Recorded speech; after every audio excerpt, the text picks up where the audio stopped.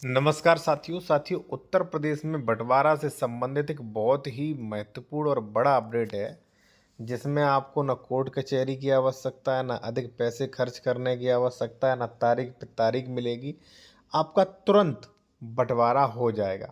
तो ये नई स्कीम, नई व्यवस्था क्या उत्तर प्रदेश सरकार ने की है वो मैं आपको बताऊं। काफ़ी अच्छा काम किया है। ठीक है, चलिए हम बंटवारा से संबंधित आप लोगों के कई प्रश्न होंगे, उन सब का समाधान इस वीडियो में करने की कोशिश करेंगे। जैसे फैमिली सेटलमेंट, जिसे फैमिली मेमोरेंडम बोलते हैं, ठीक है ना, तो वो उसके बारे में बात करेंगे। नए बंटवारा पार्टीशन जो डीड है उसके बारे में क्या नियम सरकार ने बनाए हैं अभी अभी, उसके बारे में बात करेंगे। और जो रेगुलर बंटवारा धारा 116 था उसके बारे में बात करेंगे, अंश डिक्लेरेशन और कुरा डिक्लेरेशन के बारे में। और एक चीज़ हम बहुत और महत्वपूर्ण बात चर्चा करेंगे, जो मिंजुमला खसरा है उनका बंटवारा कैसे होगा, जो कि सीनियर वकील भी यहाँ पे भ्रमित हो जाते हैं। ठीक है, सब कुछ बताएंगे। और साथियों, अगर आप बेहतर विशेषज्ञ द्वारा कोई भी कानूनी सलाह लेना चाह रहे हैं, अपना डॉक्यूमेंट्स वगैरह चेक करवाना चाह रहे हैं, तो कॉन्टैक्ट नंबर वीडियो के डिस्क्रिप्शन में मेंशन किया गया है साथियों। ठीक है, सीधा आते हैं अपने टॉपिक पर। उससे पहले एक चीज़ और कहूँगा कि जिन लोगों के पास हमारा ई बुक है वो लोग ध्यान दें कि आपको यहाँ पर सब चीज़ मिलेगी। ठीक है ना, जो लोग मान लीजिए जिन लोगों ने ई बुक ले रखा है, वो बंटवारा अगर आप करवाना चाह रहे हो तो यहाँ पे सब कुछ मिलेगा आपको। ठीक है, अवैध कब्जा हटवाने के लिए, दाखिल कार्य रुकवाने के लिए, ठीक है, सरकारी ज़मीन से रजिस्ट्री कैंसिलेशन, और यहाँ पे है ज़मीन बंटवारा हेतु वाद।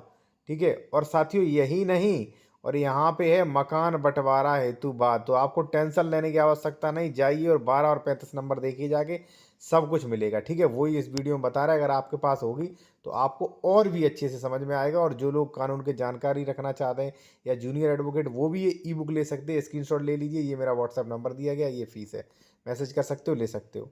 ठीक है, तो इसमें देखिए बहुत सरल भाषा में मैंने समझाया। 116 में जाएगा, कब 117, कब नियमावली 109, कब 30 में, कब एडीएम क्या। तो इतना तो भाई किसी भी बुक में नहीं मिलेगा, मैं ये दावा कर रहा हूँ। ठीक है, सीधा टॉपिक पे आते हैं अब।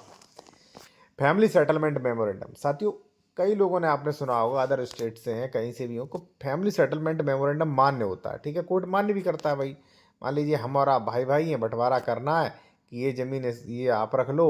ठीक है, खसरा संख्या 98 और ये जो है खसरा संख्या 10 हमें दे दो, सेटलमेंट बना लिया। तो सेटलमेंट बाद में मान्य हो जाता था। लेकिन साथियों, अनरजिस्टर्ड सेटलमेंट होते थे, उनमें काफ़ी विवाद होता था बाद में। कहना आसान है, लेकिन अगर हकीकत देखी जाए ज़मीनी स्तर पर, तो फैमिली सेटलमेंट में साथियों विवाद ही विवाद था। ठीक है ना। अब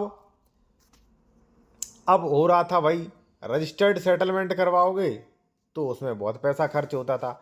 तो सरकार ने कहा कि भाई अब हम नया नियम लाने जा रहे हैं, पार्टीशन डीड आप कर सकते हो, ओनली 10,000 रुपया हमें चाहिए, पार्टीशन डीड, रजिस्टर्ड डीड करवा देंगे हम आपकी, नो खर्चा कोई भी। 10,000 कोई मामूली खर्चा है। ठीक है, और 2-3 हज़ार रुपये एडवोकेट का। उन्होंने कहा भाई ये देखिए जियो, आप चाहें ये जियो ले सकते हैं, हमारा कॉन्टैक्ट नंबर वीडियो के डिस्क्रिप्शन में मिल जाएगा, आप इसका पीडीएफ ले सकते हैं। ठीक है, देखिए साथियों, सरकार ने कहा कि भैया हमें 5,000 रुपये रजिस्ट्री के लिए चाहिए। पहले क्या होता था, मान लीजिए एक ज़मीन ये है मेरी, घाटा संख्या 11, और आप मतलब एक ज़मीन ये है और एक ज़मीन ये है, घाटा संख्या 16। आपके और मेरे मान लीजिए पिताजी हैं, ठीक है ना, हम और आप भाई भाई हैं, पिताजी हैं, जब वो एक्सपायर होंगे तो इसमें भी हमारा ए बी का आएगा, दोनों लोगों का नाम, इसमें भी ए बी का आएगा। अब मान लीजिए हम अपना हक इसमें ट्रांसफ़र कर रहे हैं। मान लीजिए हमने कहा कि भैया आप ऐसा करिए, आप जो है बी से कहा कि आप ये वाला हमें पूरा दे दीजिए, तो बी हमें देगा, रजिस्ट्री का खर्चा आएगा।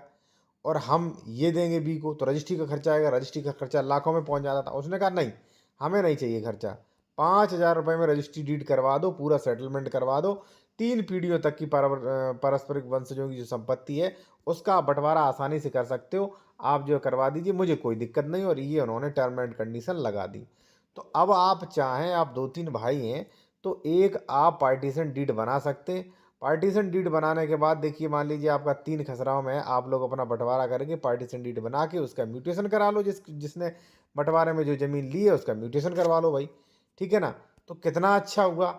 एक तो कोर्ट कचहरी मान लीजिए 116, 117 वो भी बच गया, और सीधा आपने बंटवारा कर डाला। ठीक है, कि भैया ये मान लीजिए इस ज़िले वाला मकान ये आपका है, इस तहसील वाला मकान ये आपका है, इस वाला ये आपका है, आपने डीड कर दी, ख़त्म कहानी। ठीक है ना, कितना बढ़िया सरकार ने किया, बहुत अच्छा किया। मैं सरकार से कहूँगा एक चीज़ और करें कि भाई आजकल रजिस्ट्री में बहुत धोखाधड़ी हो रही है लोग, ठीक है ना, तो ये चीज़ और करें, लोगों के साथ रजिस्ट्री में धोखाधड़ी ना हो, ठीक है ना। अब मान लीजिए साथियों, आपने बंटवारा ये कर लिया, ये भी ऑप्शन। अब कई लोगों का होगा सर हमें तो 116 117 वाला करना है, हमारे यहाँ तो विवाद हो रहा, कोई नहीं करेगा भाई, तो 116 117 में आ जाइए। अब आते हैं हम सीधा अपने टॉपिक पर साथियों। अब हम बताएंगे बंटवारा होना कैसे कोर्ट कचहरी से। ये साथियों हम बता रहे हैं ज़मीन वाला, ठीक है। अगर आपको मकान वाला देखना है तो हमारी ई बुक में 35 नंबर पर पूरा ड्राफ्टिंग आपको मिलेगा, ठीक है। आप लोग देख लेना जाके, ठीक है। और आपने बुक अभी तक ई बुक नहीं लिया आप लोगों ने तो ले लीजिए भाई, ठीक है। आपको इतनी जानकारी कहीं नहीं मिलेगी और ओनली 390 फीस है, ठीक है। आप चाहें व्हाट्सएप पे मैसेज कर सकते हैं, व्हाट्सएप नंबर ये दिया गया है, स्क्रीनशॉट ले लीजिए। ये सारे टॉपिक्स में मिलेंगे, सबकी ड्राफ्टिंग मिलेगी आपको, ठीक है। देखिए मैंने क्या कहा है, अब इसे पढ़ें आप।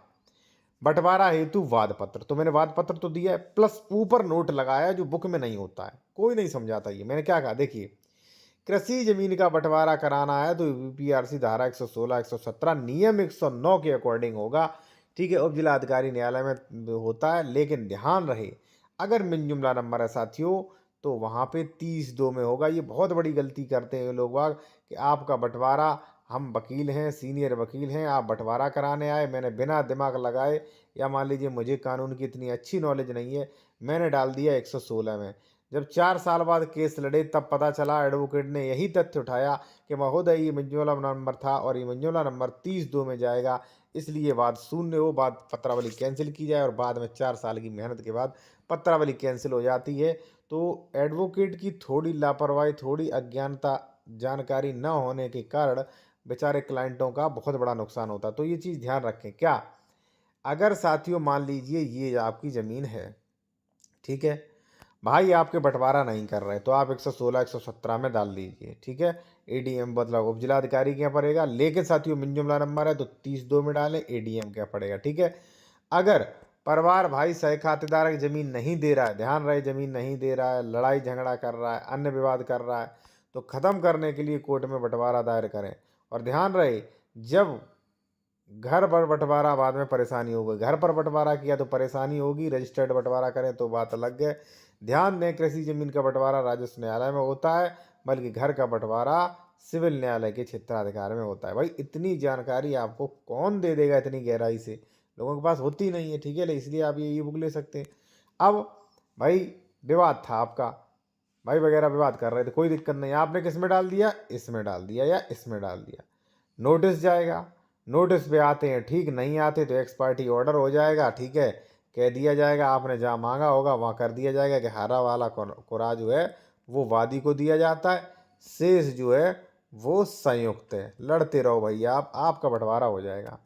तो मैंने भाई इतने आपको टारगेट बताए हैं, आप जो अच्छा लगे वो बंटवारा। और मैं आपसे कहूँगा अगर आप कन्फ्यूज़न में हैं, ठीक है, नहीं कहीं सलाह मिल पा रही है, तो आप हमारा कॉन्टैक्ट नंबर वीडियो की डिस्क्रिप्शन ले सकते हैं, निर्धारित फीस जमा करके बात कर सकते हैं, बेहतर आपके हिसाब से कौन क्या अच्छा रहेगा कानून में वो आप पूछ सकते हैं, ठीक है। मैंने भरपूर कोशिश की है साथियों कि आपको बताया जा सके, ठीक है।